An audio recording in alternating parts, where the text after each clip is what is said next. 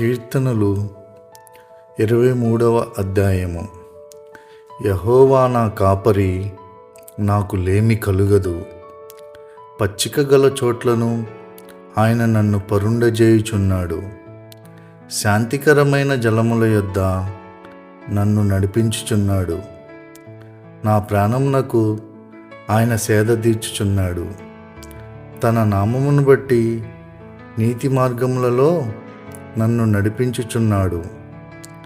గాఢాంధకారపు లోయలో నేను సంచరించినను ఏ అపాయమునకు భయపడను.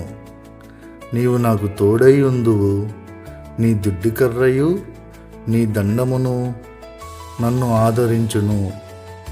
నా శత్రువుల ఎదుట నీవు నాకు భోజనము సిద్ధపరచెదవు.